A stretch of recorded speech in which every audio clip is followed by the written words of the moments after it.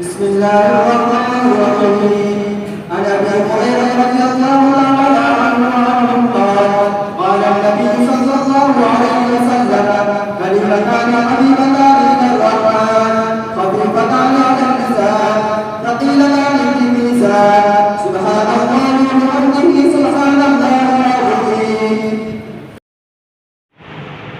بسم الله الرحمن الرحيم. عن ابي هريره رضي الله تعالى عنه قال قال النبي صلى الله عليه وسلم: كلمتان حبيبتان الرحمن خفيفتان على اللسان ثقيلتان في الميزان سبحان الله وبحمده سبحان الله العظيم. بسم الله الرحمن الرحيم.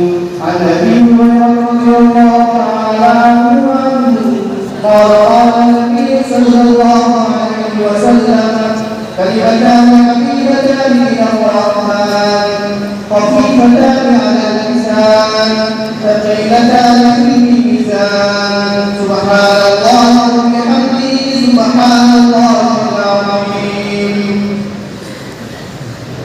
بسم الله الرحمن الرحيم. عن ابي هريره رضي الله تعالى عنه قال قال النبي صلى الله عليه وسلم: كلمتان حبيبتان الى الرحمن خفيفتان على اللسان ثقيلتان في الميزان سبحان الله وبحمده سبحان الله العظيم.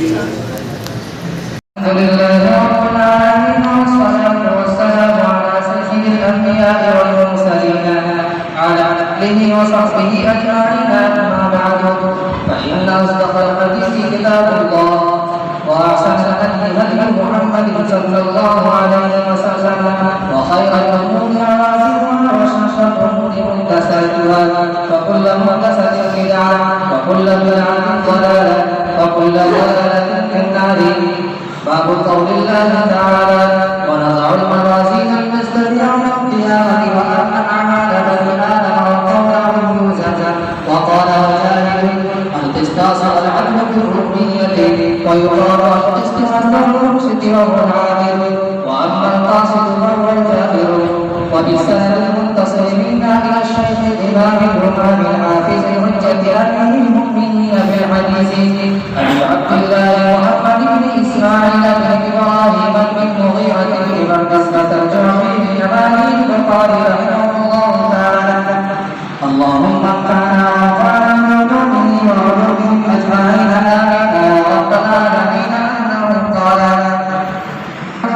وقال حدثنا محمد بن فضيل عن عمارة بن القعقاع عن أبي زرعة عن أبي هريرة رضي الله تعالى عنه قال قال النبي صلى الله عليه وسلم: كلمتان حبيبتان إلى الرحمن خفيفتان على اللسان ثقيلتان في الميزان سبحان الله وبحمده سبحان الله العظيم. وقال مجاهد: القسط والعدل بالسلوكية ويقال القسط مصدر المسلم وهو العدل وهو القاضي وهو الهداية. وبه قال حدثنا أحمد بن أشعث قال حدثنا محمد بن فضيل عن عمارة بن القعقاع عن أبي زرعة عن أبي هريرة رضي الله تعالى عنه قال قال النبي صلى الله عليه وسلم: كلمتان حبيبتان الى الرحمن خفيفتان على اللسان ثقيلتان في الميزان سبحان الله وبحمده سبحان الله العظيم. بسم الله الرحمن الرحيم.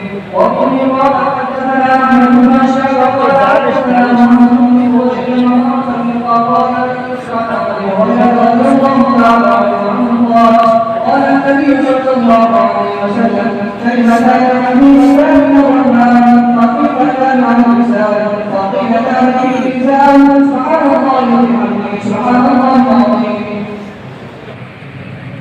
بسم الله الرحمن الرحيم. وبه قال حدثنا احمد بن اشعث قال حدثنا محمد بن فضيل عن عمارة بن القعقاع عن ابي زرعة عن ابي هريرة رضي الله عنه قال قال النبي صلى الله عليه وسلم: كلمتان حبيبتان الى الرحمن خفيفتان وارزقنا على الإحسان صغيرة في الميزان سبحان الله وبحمده سبحان الله العظيم. بسم الله الرحمن الرحيم. عن ابي هريره رضي الله تعالى عنه قال النبي صلى الله عليه وسلم كلمتان خفيفتان الى الرحمن خفيفتان على اللسان